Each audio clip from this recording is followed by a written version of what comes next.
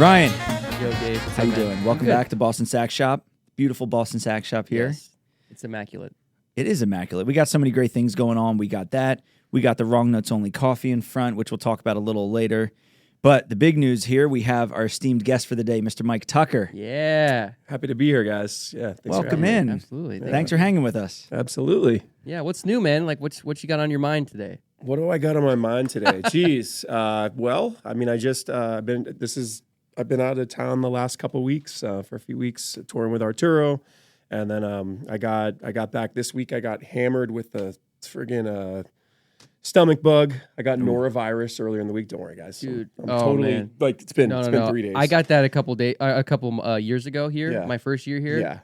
I would never wish that on anybody. Ooh. Dude, it was the worst. I went to go teach my classes on Tuesday at Berkeley, and my second class I just started sweating. I was like, what is wrong with me? I was like, I really don't feel like well at all. Yeah. Went back to my office. I was like, man, I think my stomach's upset or something. Yeah, I didn't know what was going on. I haven't been sick in so long. Like Yeah, that. yeah. Like literally it's been like 25 years. Right. And then I was trying to just like make it through the day, and I sat there for a half an hour, which felt like 3 hours, and I ended up going. I had to go home. Yeah. You know? So, Damn. anyways, I had to cancel my classes, so I made up one of my classes today. I have a really nice improv class at Berkeley this semester. Oh, so. nice. Actually, I think you know one of my students, Cole. Cole Ashley. tenor player. Yeah, tenor player. Yeah. Oh, dude, he came to our jam session that we hosted. Dude, at he's Berkeley. He was the guy standing next to me. Bob Berg freak. He's right? like a Yes. he's Yeah, like a super. freshman, right? Yeah. Yeah, He's a sounds freshman, Yeah. man. He's Yeah. great, man. Yeah, from Canada. He studied with me for about a year. It's cool. I think a lot of people should do this. He took a year off, from school. Nice. Yeah. He shedded for a year, and then took a cruise ship gig. Oh. So, anyways, I taught a cool. class today at Berkeley Nice. with him and some other really great students. So it's awesome, fun. dude. Yeah. So we did a man. little makeup class because I missed this week because I was sick. Yeah. Love that. Well, I'm glad you're feeling better. I'm glad you're thank here. you, man. Yeah, me too. It's so cool. I feel like I've been following you on Instagram for a long time, and it's just like now we're meeting in Likewise. person, Yeah. and it's like Absolutely. It's really cool. Yeah.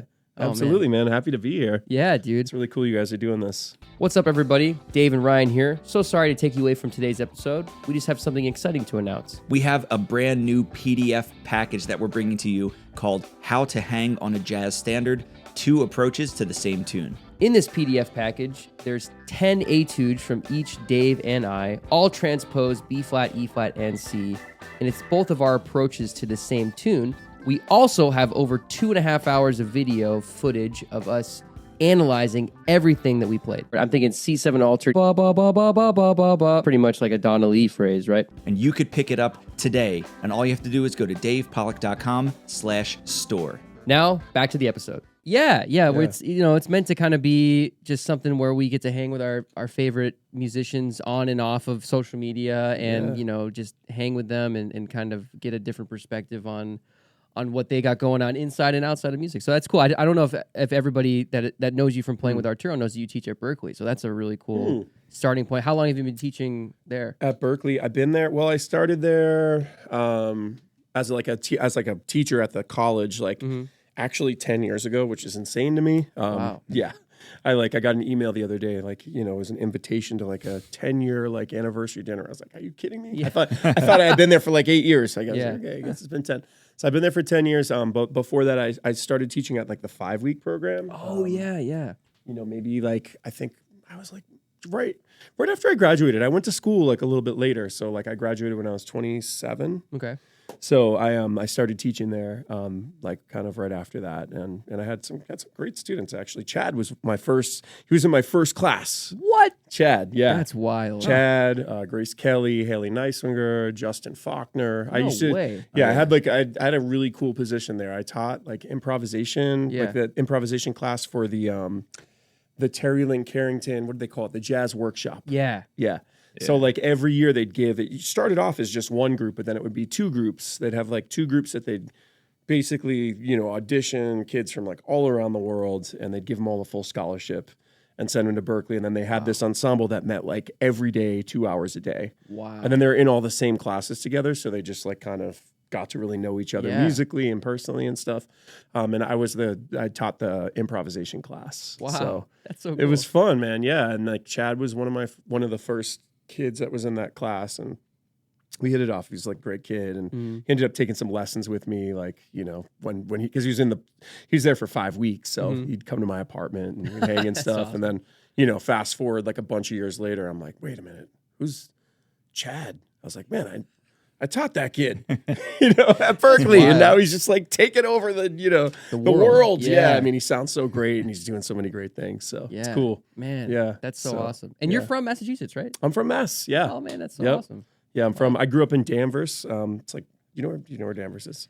Not really. It's like 25 minutes outside of Boston, north of Boston, North Shore. North Shore. Yeah. Okay, cool, Yeah. cool. Nice. Yeah, man. That's awesome. Yeah. And you went to Berkeley yourself. I did. Yeah, cool. I went to Berkeley. I went there like a little bit later. I went to school right after high school. I went to William Patterson. Me too. Did you? Yeah. Oh man. William Patterson. I was there. I started there in 2005. Okay, yeah. So I went there. I was there in 97. So that's when I graduated. I graduated high school in 97. So I was there in 97, 98. I don't know if we'd know. Did you know Sam Barsh? I know he was there. That like was a little. Maybe he was just a year or two before you. Yeah. Sam So who was there then? Was Rufus there? Rufus was there. David Dempsey was there. Yeah. I mean, Dempsey's Gary gonna be there. Smullian was my teacher. Yeah. Steve Wilson. Smullian was my first teacher my first year there. And then he left after my freshman year. Him and Don Braden both left. Okay, Dom wasn't there when I was studying there. That's cool, man. That was a great experience, man. I went there right after high school, and you know, I only went for a year.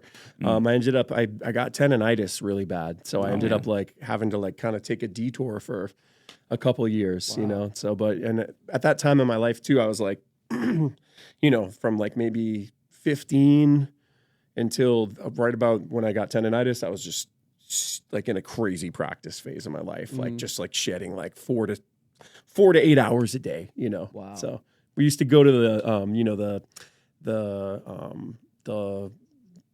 dining hall, you know, at William Patterson. We'd go in the morning and just like get like a bunch of sandwiches, so we just didn't have to go back, so we could just shed all day. Oh man, you know, we had like a crew. We had like, you know, it was like me and like 3 other people. Yeah, that's funny. But yeah, man, it was a great experience. You know, I had a great ensemble with Steve Wilson was the ensemble leader, and Gary Somalian was my private instructor, and yeah, there were some great players that went there, man. It was, you know, it was kind of I don't know if you guys know Sam Sadigursky.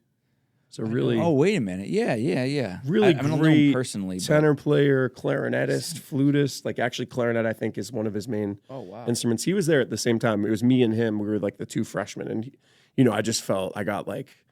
It was you know, it was like the first time in my life where like I was like, wow, this guy. I thought I knew some tunes. I was like, man, I know like 100 tunes.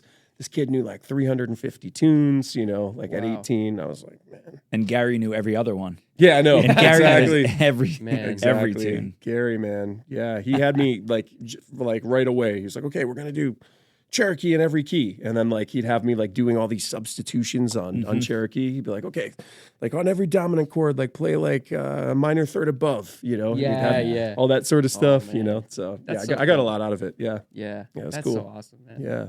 So after you graduated from Berkeley, when did you start getting like your gigs with like Arturo and stuff? Like, what was the timeline like between when you graduated to then? And by the way, we're talking Arturo Sandoval. In Yeah. case anybody's wondering. Sorry. Anybody out there? Arturo Especially, Sandoval. you know, younger kids. I don't know if they're as hip to Arturo as They might not know him. You know, as like I was anyway. Coming They out, do. so. A lot of them do though. Good. You know, a lot of the high school, like even high school kids still know who Arturo is. Yeah. For the Good. most part, which is I'm great. glad. Yeah. Like man, so like, you know, after William Patterson, I took a couple years, like I had to like kind of take another path. I studied this thing called the Alexander technique. And that like kind of helped me just, you know, get my hands better and like get everything in my body working right, so that like I didn't have any problems, you know, because that was a big thing. And then once that got better, basically like in between William Patterson and Berkeley, I did like a lot of stuff. Like, you know, when I was 20, I think I was 20, I was a finalist in the Thelonious Monk jazz saxophone competition. Oh, man. So that was kind of a big moment. And then like, you know, right around that same time, I started touring with a couple different bands. One was the first band I started touring with was this band called Brotherhood of Groove. They were based in New Orleans. Oh wow! And we did we did like this like I think we played like 55 dates during the summer. It was insane. Like in a van, like, you know, traveling around the country. It was so much fun. It was like a really cool experience. So I played with those guys. And then from that, I got a gig with a band called the Motet, that's based in Boulder. And they weren't quite as big as they are now. Like now they like sell out Red Rocks, you know, they're like a huge, you know, act, especially out West. They play like big venues and stuff. So I got into like, you know, music other than jazz. So you know, from like 20 to like, I don't know, 23 or something when I ended up going back to Berkeley, I was playing like a lot of like, not just jazz, but like a lot of like funk and fusion and, you know, kind of got involved in like the jam band scene, you know? So cool. I did a bunch of that stuff. And then I went to Berkeley when I was 23 or 24. And that was a great experience too. You know, while I was at school, my classmates were, well, my first semester, this is kind of insane. I always tell my students about this. My first semester, I got an email saying, hey, you've been selected for this ensemble.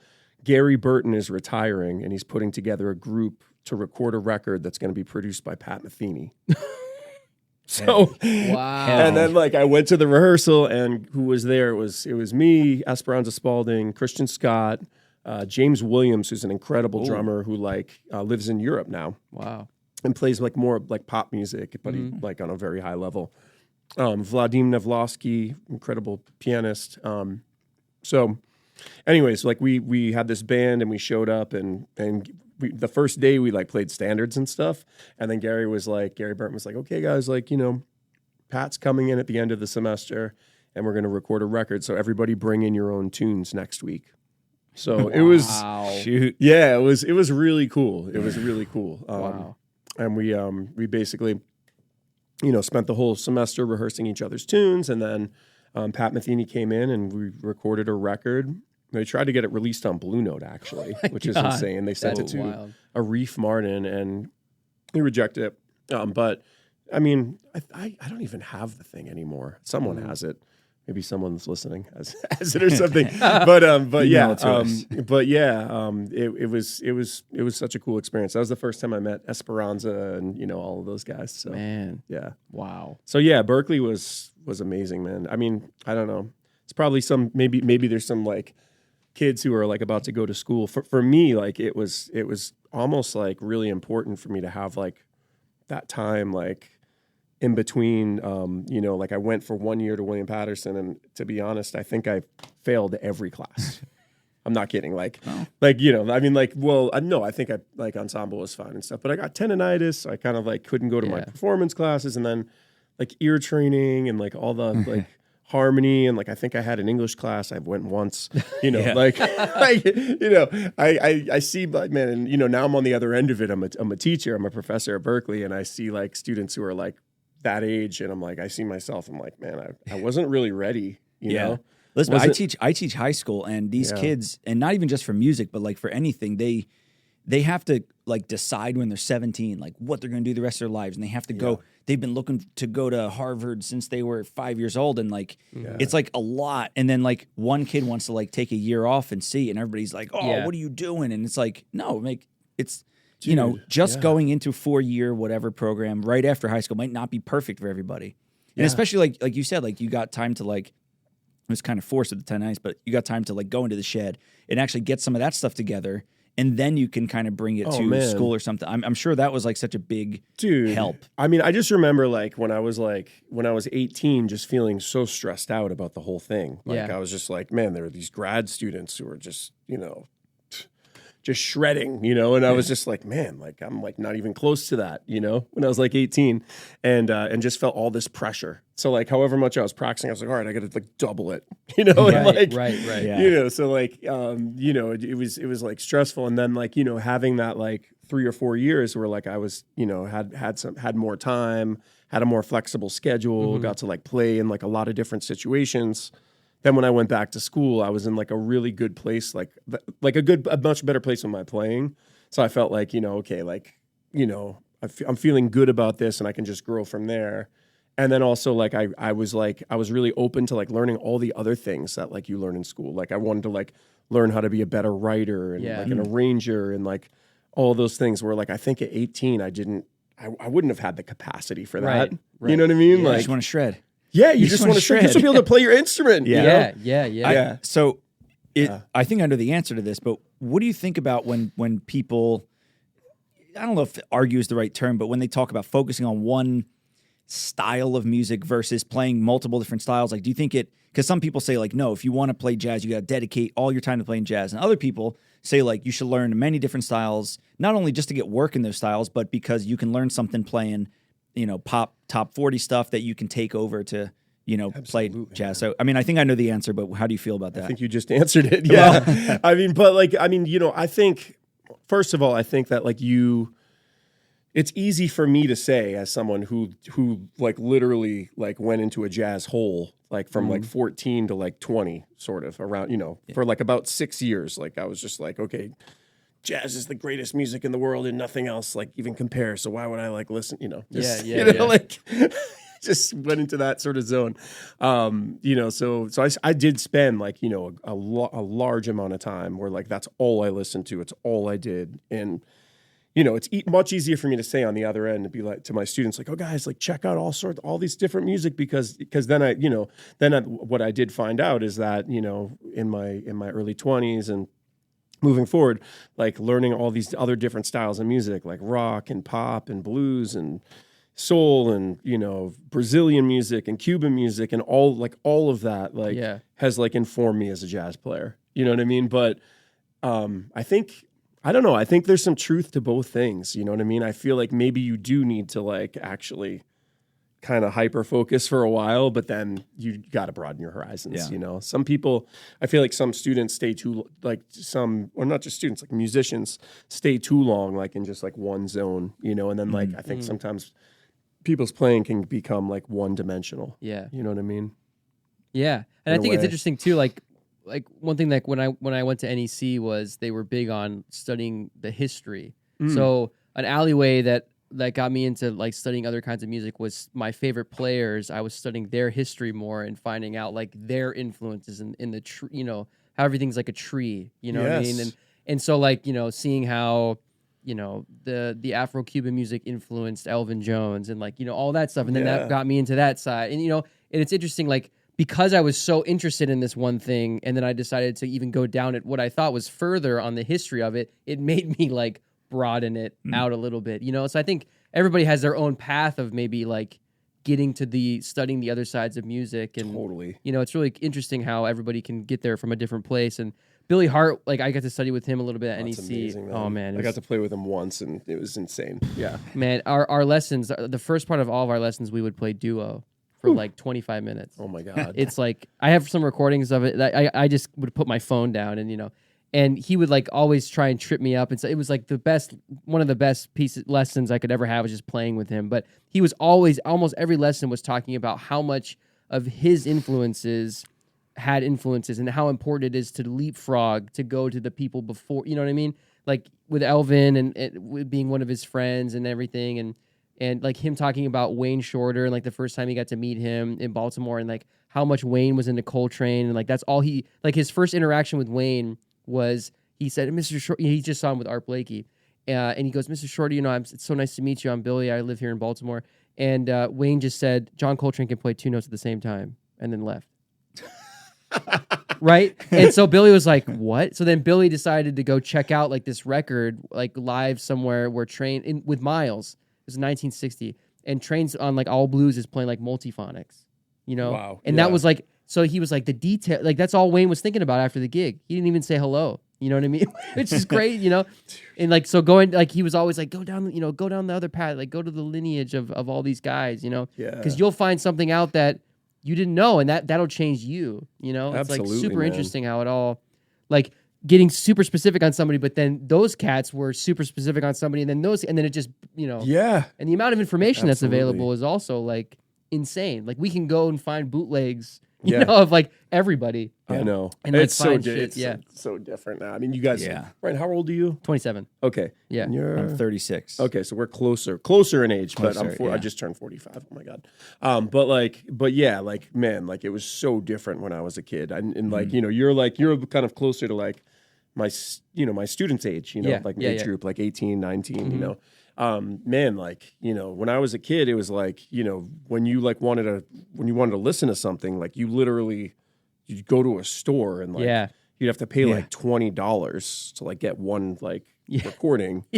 So like 6 songs that you take home and you wear it out. Yeah, and like I feel like there's something that's beautiful about that, because like when I was coming up, there was like 1 year where like all I listened to was Blue Train. Right. And I learned every solo note for note, and like I listened to that record like 4 times a day. Like it probably wasn't a year. It's like it was like a summer and a fall. It was like 6 months. But like I feel like that's something that like has like become like a little bit lost with the younger generation, And but also like there's something that's cool about what the younger generation has too, because literally everyone has like access to like all the music that's like ever been recorded. It's like it's just like right there, and like you can just listen to like you have the ability to like listen to so many different things, whereas like when I was coming up, it was like,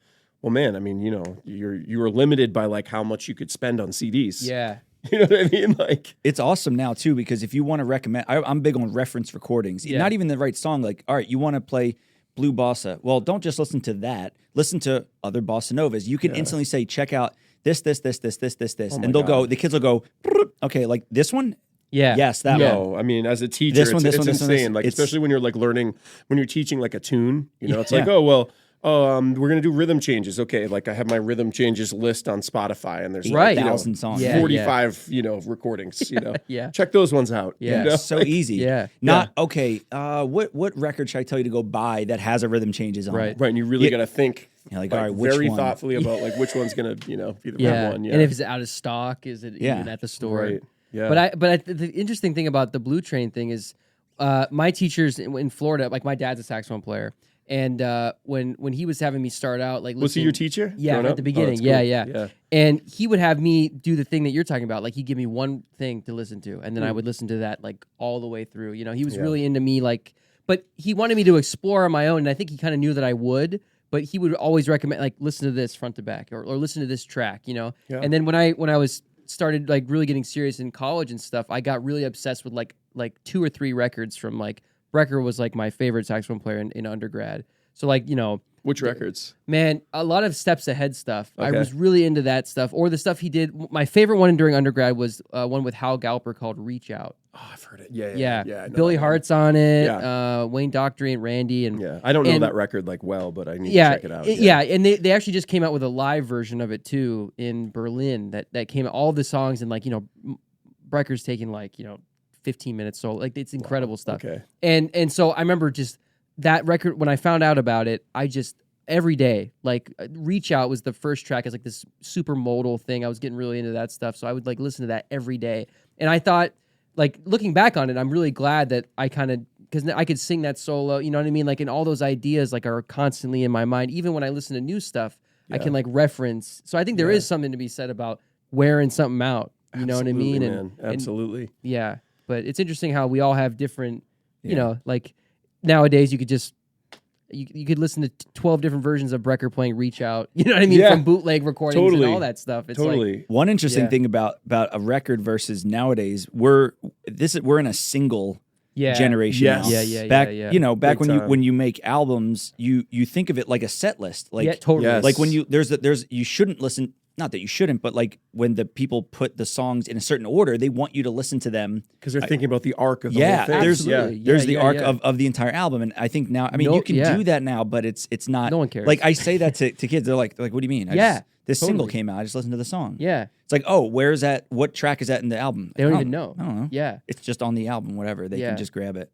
Yeah, or it's a random. And I think, sorry, I didn't mean to interrupt, but I think that also is like making a set list on a gig. Like when I first started doing my own gigs, I had a really hard time making a set list. Yeah. Because I didn't listen to music like that. You know what I mean? Yeah. I would just listen to my favorite tracks over and over and over again. I wasn't thinking about like So, you know, like I'd the get, contour of the thing. yeah, I get to a gig and I'd have like 6 blueses on my set. Ryan, I'm like, Ryan, why do you have 9 D minor modal tunes in a row? right. Yeah. Why are they all in 4? And like, why Why you can't play impressions for 4 hours they're all straight, the same Ryan? tempo? Like, you know, it's like, oh man, That's well, hilarious. this is my favorite Spotify playlist. You know, Totally. it's like, but yeah, Totally. it's You got to think of it from the other point of view, the listener's point of view. They get exhausted, no matter how Yeah. good Yeah. it is. totally. Yeah. You know. Yeah. Yep. It's really interesting. Yeah. So, I mean, speaking of this, who are some of your, favorite saxophone players or influences? Because that could be different, I think. Sure. But who are some of yours? Or then I guess on top of that, who are some of your favorite non-saxophone player musicians? So Sure. I always find that interesting. Not just saxophone influences. Absolutely. Yeah. So let's start. I guess we'll start with saxophone. Yeah. My first early influences were like Dexter Gordon, my best friend. I gotta check him out. Young guy, new guy. yeah. What's his Instagram handle? Oh Exactly. man, yeah. Dexter Gordon, man, that's hilarious. I mean, nothing so far out. Like my first influences were pretty straight ahead. Like Dexter Gordon. I got the album "Doing All Right." My friend gave it to me for my birthday when I was 15. Listened to that thing so many times. Love that album. So Dexter, Sonny, Train, Charlie Parker, all the typical people. Like I remember hearing Wayne Shorter for the first time when I was like a teenager, and I was like, oh man, it sounds like I don't know, it's something wrong with it, which is hilarious. Then fast forward 5 years later, and I was like, wait a minute, whoa, what is this? Yeah. It's so funny how like your preferences can change. Totally. And how your ear develops, over time. Oh, yeah. So like a lot of like straight ahead guys, then like I got super into like Johnny Griffin, so those were my like kind of like very core like early influences. And then like in my 20s, I started playing like a lot of like funk and pop music and stuff too. And there's a guy in Boston who I love. I think he's one of the greatest in the world at what he does. His name's Gordon Beadle. He's like stage name Sax Gordon. He doesn't really play in Boston that much. He's like on tour all the time, Wow. So he's like a touring like blues R&B saxophonist, Wow. like specialists, So there's like not many of them, Yeah. So I started doing these gigs like when I was 20, like for this guy Jerry Bennett on Martha's Vineyard. He still is doing all sorts of stuff. I mean, it's like we used to play like Donald Trump's parties, like before he was president, way back in like the the 2000s and stuff. We'd fly to like Mar-a-Lago, this place in Mar-a-Lago, so it was like it was a big entertainment agency, and he like did like kind of these big productions, and this guy Gordon was like his like number one sax player, and I got to like play a bunch of gigs with him, and I learned like so much from him, and he taught me about like all the like the blues guys that I had never heard of, so he's like, oh man, you got to listen to like Red Prysock, it's like a jump, like blues tenor player, that like is just like made an art of like, really like using like one note, in like a really cool way, like kind of like, like Lester, he has a song called Hand Clap, that everybody can check out who's listening. So Red Prysock, this guy, Syl Austin, like a bunch of guys that were kind of from like the rhythm and blues, kind of vein. Stanley Turrentine, maybe, more people have probably heard about him. But I kind of checked out a lot of that stuff too. And that was like a big kind of influence on my sax playing. And then obviously like modern people, like I love like Chris Potter, Mark Turner, there's a lot of great guys, playing, doing it now, so those are like, saxophone influences. I mean, nowadays, like, I still listen to like classic stuff, but like I try to like check out new things too. I really have been digging like Ben Wendell's like new stuff, man. It's like, guys, really, really amazing. But non-saxophone stuff, like it's kind of funny. Like, I like a lot of music that doesn't even have saxophone in it, So like I actually really, I kind of in my 20s, I really got into like singer-songwriters, like got into like Dylan and like Joni Mitchell and and then my friend like turned me on. There's a guy that lives in Boston. His name's Zach Hickman. He was in one of my first like kind of like quartets that we used to play a lot like in Boston and stuff in my early 20s. And he ended up like going on to be like a really great like kind of singer songwriter producer guy. So he worked with he was with Ray LaMontagne, the kind of soul singer from Portland for many years, and he works with this guy Josh Ritter. Josh Ritter is like a really incredible new singer songwriter. So I like that sort of stuff. What else? I got into like South India music, cool. Like a little bit, just like listening to that sort of stuff. And, I mean, like the singer songwriter stuff is almost like stuff that like is really just for like listening. Like it's not really like an application, sure. as a saxophonist. And that's okay though. Which is totally okay. We're so used to analyzing everything and active listening. Which I love that. Yeah. It's like, but sometimes it's nice to just listen and enjoy listen. It. Exactly. With no strings attached. No strings attached. My father-in-law asked me all the time. He's like, "What is it like to just like as a musician to listen to music all the like what is it? Does being a music student ruin music for you?" Yes. Yeah. And to some degree, sometimes it's hard to like just sit back and like really enjoy something, But at the same time, I think having other music that you can listen to that isn't saxophone or isn't jazz or isn't like what you're trying to play, like kind of makes you just sit back and like take it in, Absolutely, from a man. different angle. Yeah, I love that. Absolutely. That's yeah. awesome. So yeah, I like singer songwriter stuff. I like all sorts of world music and sweet. Yeah. That's awesome. Yeah. Man. So what are some of your hobbies outside of music that aren't outside of music? Yeah. Man, like, I mean, these days I'd love to cook. Oh, cool. Nice. I think a lot of musicians like to cook, I feel like it's like, I don't know, it's a lot like jazz or like composing, Art. Like, yeah. I mean, it's really, I dig it. So cool. I like to cook. I do a lot of like hiking and backpacking and stuff. Nice. It's been something. Cool. I have a 12-year-old daughter. Oh, nice. And that's something that we like have been like kind of doing together since she was like 8, which is cool. Nice. Yeah. That's awesome. That's awesome. So yeah, I took her on her first like overnight like kind of backpacking trip when she was 8. We went with my brother-in-law with my niece and nephew and stuff like for like a couple days. And then I was like, man, well, let's up the ante. And then we went on this like kind of insane backpacking trip up in New Hampshire. There's this place called 13 Falls, and it's in Lincoln, New Hampshire. So you park and then you hike in like 13 miles. Wow. And then you get to this spot where it's like in the middle of the Pemigewasset Wilderness. It's like really insane. Wow. It's really cool. That's awesome.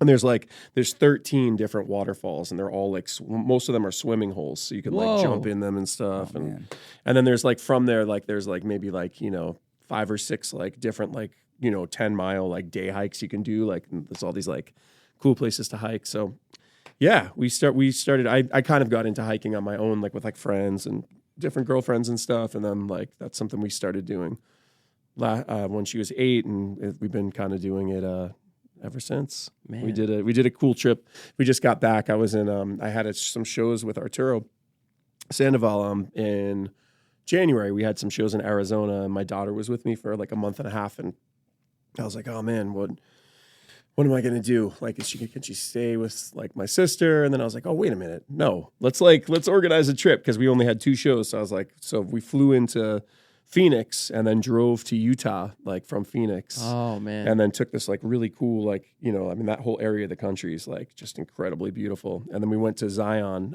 National Park. Oh, cool. And we did some hiking there, and we did this like amazing hike. It's called the Narrows.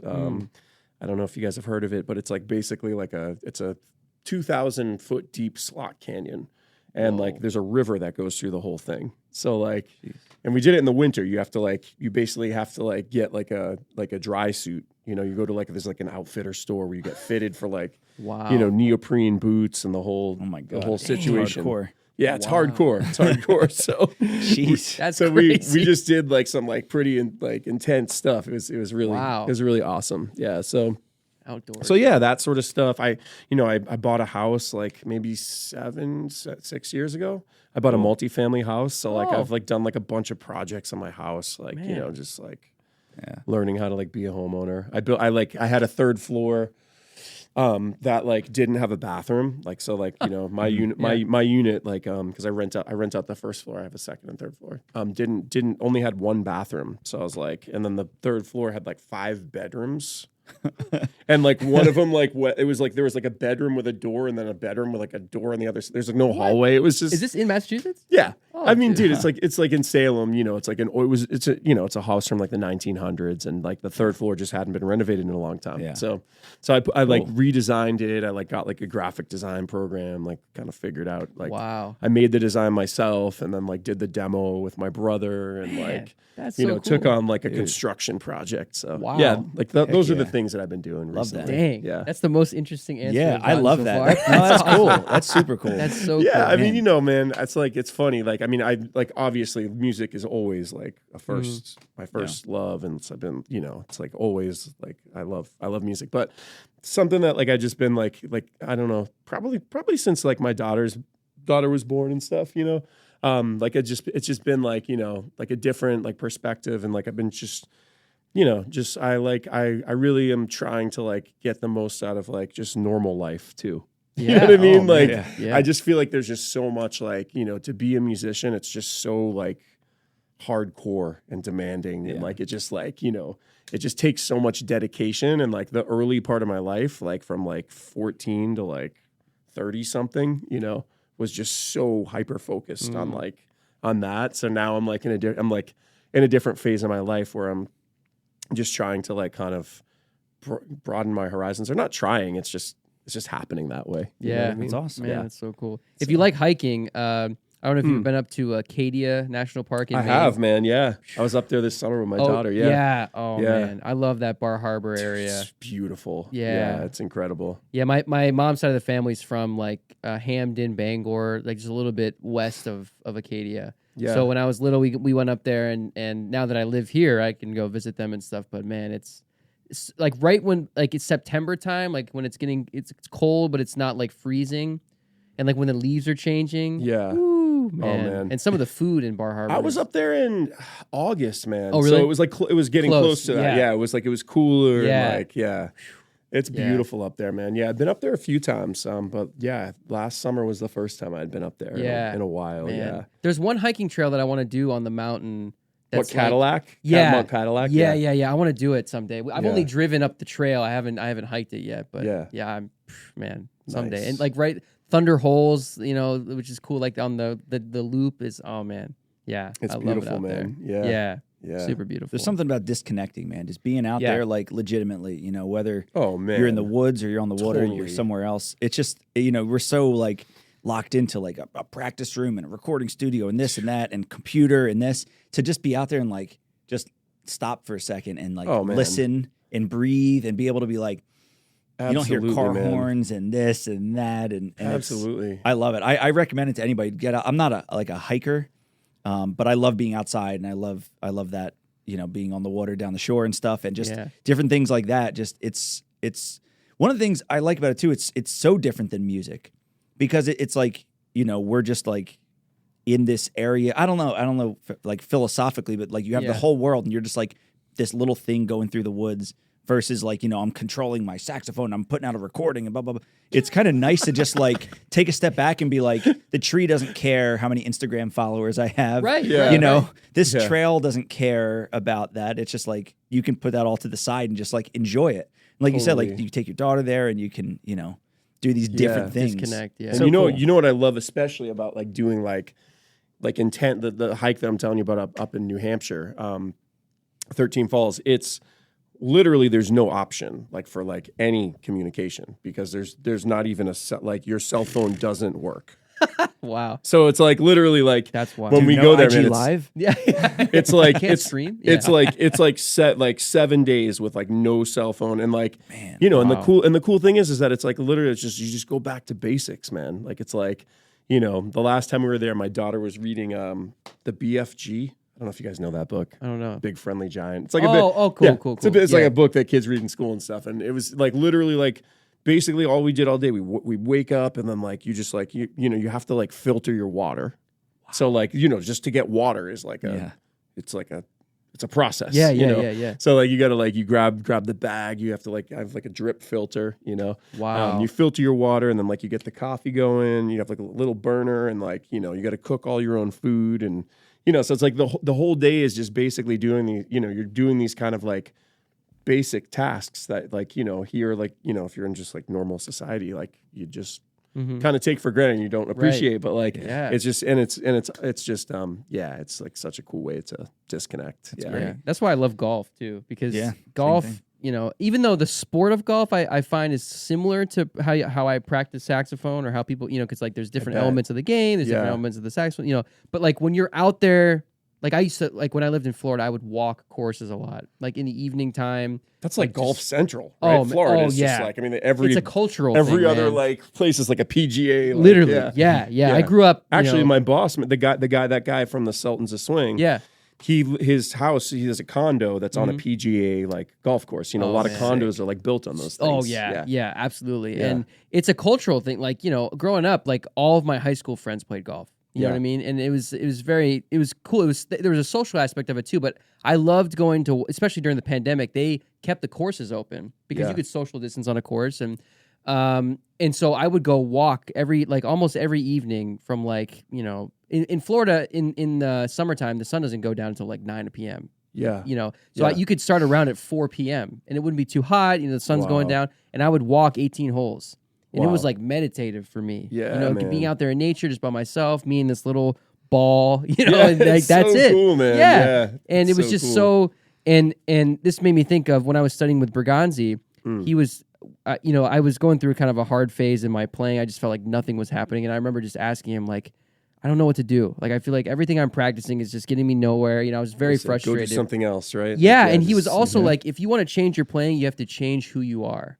And I was like, whoa, and so we had a couple lessons talking about like character and like ways of life and different things. And one thing for me was like living a healthier lifestyle with like eating and like, being more active. And I remember when I was in Florida, I was doing all this active stuff, like walking all the time and going out and golfing. But when I moved here, I didn't really know what to do. Influences your whole being, man. Absolutely. Yeah. And so I started more of I started meditating and like, putting like being careful with what I was eating and stuff like that. And I did it over, like I still try and do it now, like and being active and all the stuff. And it completely like changed my mental state on playing, and like that's for like here in there's a couple courses in Boston that I try and go play, like when it's warm enough and stuff. And it brought back that part of my playing, I feel like, or at least the enjoyment of when I was playing, of like being out there. And this is a part of me that I want to play on the saxophone too. It's like my love of golf, my love of being outside, my love of just zen. Absolutely, you know what I mean? Man. And it's pretty interesting how it all influences our playing. Absolutely, man. I mean, I got to say, like, if I'm pressed for time, which a lot of nowadays I am, it's just like, you work so hard for your whole life to like get to a certain point, and then like I remember reading an article. Joshua Redman he did an article in Downbeat, and I remember reading it when I was a kid, and I was like kind of like, oh, well, I kind of get this, but I don't really get it. But he was like, did you have any advice for like younger musicians? He was like, yeah. He's like, practice as much as you can now, because if you become successful, you're just not going to have you're not going to have that time ever again. Yeah. And he's right. He was right, man. Like, cause like now it's like, once you get to a certain point, it's like, you have to make decisions like, oh, am I going to practice today or am I going to exercise? Right. Or, it's like, and like now, like to kind of back to our conversation, like a lot of times, like if I have to choose between the two, I'm going to exercise. Yeah. Because like it puts me in a better place. And absolutely. Like, if I have a performance or something, I'm actually going to play better if I like, because your mind's exercise clearer. rather than, you know what I mean? Totally. Sometimes practicing fogs my mind because I'm like, man, I don't know how to do this. I'm like working on this stuff and I'm like, oh man, you know what I mean? Or like, sometimes it's it does like the opposite. Yep. Yeah. Yeah, man. Speaking of gigs, we're too positive right now. We gotta bring in some negativity here. Yeah. To bring it back to music a little bit, and I say negativity in a joking way. We have a little segment we love to ask people, and you don't know what we're about to ask you. Yeah.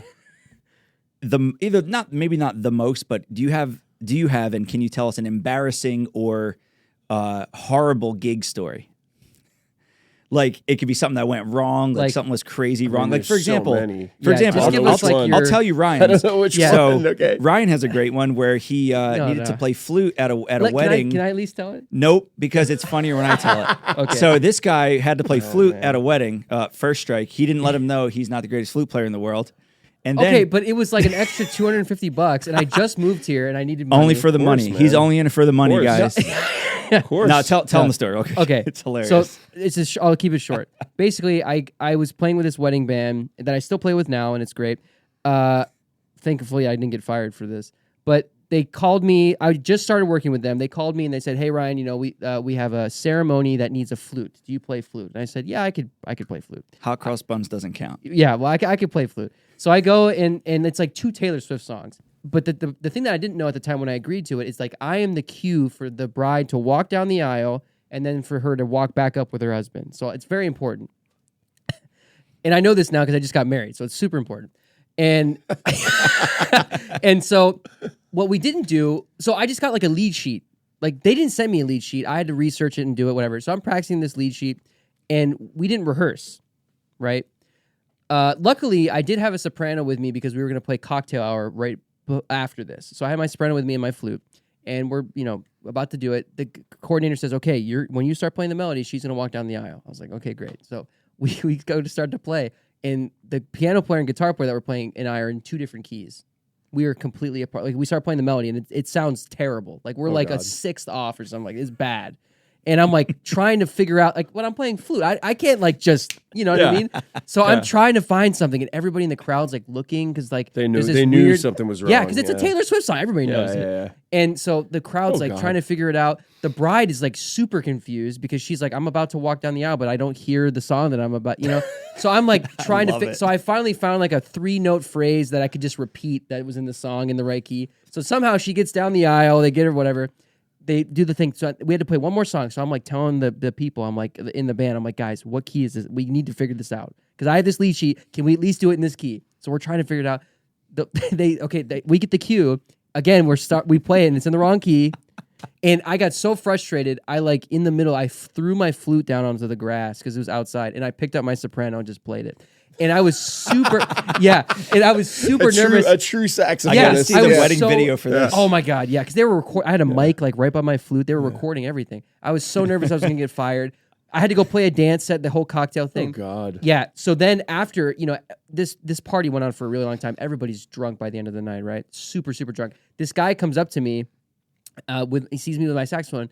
He's pretty drunk. He goes, "Man, were you that flute player outside for the ceremony?" And my band leader, who's my friend, can hear this is happening, so he kind of starts to walk towards me in case he has to defend me or whatever. And he goes, and I'm like, "Yeah, that's me." And he goes, "Man, you can play flute and tenor sax. That's crazy. I've never seen someone so talented in my life." He was like, he was like, "This is the greatest. I cannot believe you can play both instruments." Like he was astonished. Yeah. So it's a great story. It's a great story, man. But I'm not proud of it. But I don't know, man. What story should I tell? I was going to tell. I could tell a flute story. I have a similar flute story. Okay, great. I have a couple. Can I tell a couple? Yeah. Quick ones, couple Go quickies. For it. Yeah. All right. I was kind of thinking of some of the highlights. Okay, so I have a good flute one too. Okay, perfect. So my first real. Well, no, I had a couple other touring gigs, but my first gig where I was going to Europe and stuff. It was a big deal. I got called by this really great singer, Robin McKell, who has been living in Paris for the last 20 years or something like that. She had a record that came out in the mid 2000s or something, and it was a big band record, and it went crazy in France. Sold 80,000 copies. Not kidding. Wow. Her career just That's went crazy. insane. Yeah. So anyway, she ended up moving over there. And do you guys know Alain Millet? I don't. Alain Millet. He lives in Boston. He teaches at Berkeley. He was in Paul Simon's band for a long time. Wow. He's with Madeleine Peru, and then he was Robin's musical director. And I had never met Alain before, and he's a good friend now. But he's super intimidating. I mean, his resume is just a mile long. And Robin was like, "Okay, cool. I'm gonna get you on. We got 4 tours this summer. So it was we'd go to Europe for 3 weeks, and then come home for a week, and then go back. It was back and forth, and anyways, he's like, my musical director's going to get in touch with you. So he did.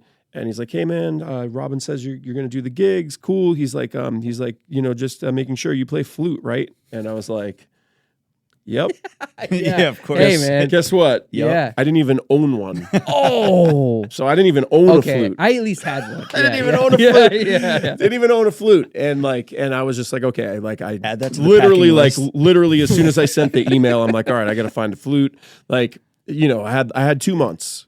I had 2 months before the first show. Download a fingering chart. Yeah, exactly. Exactly. I got some lessons, doing my long tones. Yeah, man. yeah. I mean, there's no end of the story where like it really like fell apart, but like it was just rough, man. Like my whole first like tour in Europe, like all I could do is just stress about like trying to get a flute, goddamn sound out of the flute. Yeah. Like especially after like, and then like our first gig, I'm not kidding, was the Olympia Theater. Like, John Coltrane live at Olympia, that one. Right. That one. And like the first song was like this, it was like an arrangement of the tune Go to Hell. And it started off with this. I remember the line to this day because I have like PTSD. Is in like 12/8, and it was like flute, harmon muted trumpet, and muted trombone with like with the drums just like playing like super this. exposed. Super exposed. Oh, had to man. be perfectly in tune. Oh, and it was no. like. I kind of like barely cut it, man. Like, I mean, like, like Alon would just every night he'd be like, Yeah. Man, what is this flute? Man, thank God, like the flute went away like after like a year, like, and then I kept the gig for like another like 5 years. We did like we toured everywhere, man. Hey, but so that was one with the same group. So we did a tour with that same band. Like 5 years later, she was doing like more like R&B stuff, and I was learning the music. We had this tour with her, and it was featuring Pee Wee Ellis and Fred Wesley, the two, and no Maceo wasn't doing it, but it was like James Brown's horn section basically. So they were our special guests. So I did 2 wrong things on this one. So I was practicing the music, shedding, just kind of learn this music because I sent it the day before, and then my flight was like in the afternoon. It was weird, It was like I was practicing, then I hop in my car, get the flight. Get there, and then we literally we had to like get on a train and then travel somewhere, and then we went straight to sound check. Like flew to Europe, didn't even check into the hotel, just went straight there. Get to the sound check, open my case, no mouthpiece. That's crazy. No mouthpiece. Like huge festival, and I can't remember what city it was, somewhere in France, and then like I was just like I went to our manager. I was like, Jean-Noel, man, I felt like my heart fell out of my body, man. I was just like, and it was a Sunday in Paris, and everything was closed. So like I was like, I was practicing the music right before I went to the airport, and I left my mouthpiece on my desk. I literally had like an image. Could see it, I could see it right there. And he's like, man, I don't know what to tell you, man. Maybe Pee Wee has one. So Pee Wee Ellis shows up. I never met him before. Oh my God. Never met him in my life. And I'm like, Pee Wee, man, it's like, first of all, like, you're a legend. Yeah. So amazing to meet you. By the way, do you have an extra mouthpiece? Oh, no. He had an Autolink 11. Oh my God. I'm not kidding. An Autolink 11. And like at the time I was like, Garzone was like my last teacher, so I was playing my Rico Royal 5s. So I took out those reeds. I tried to had a piece of paper, like just try to. Oh no, that's awesome. I made it through, man. I made it through. So yeah, those are 2 stories from the same band. That's crazy. Made it work though. Made it work. Pro Autolink move. 11. Luckily, I was just playing parts, so kind of got away with it. That's great. That's awesome, man. That's a great story. That's something great to end on right there. I think so, man. Bringing us out of it. Dude, hey, thanks so much for doing this. Man, Yeah, guys, man. thanks That so was much for great. having me. Dude. Yeah, it's really fun. Yeah, finally get to meet in person. Man. I know, right? I know. I gotta come by Berkeley and just like sit in on one of your classes and like get some of your information. Sure, man. In Anytime. Yeah, that'd be awesome, dude. Anytime. Thanks so much. Yeah. Yeah, Mike. Remember, everybody, the hang is more important than the gig. Yeah, man. That's cool. Yeah.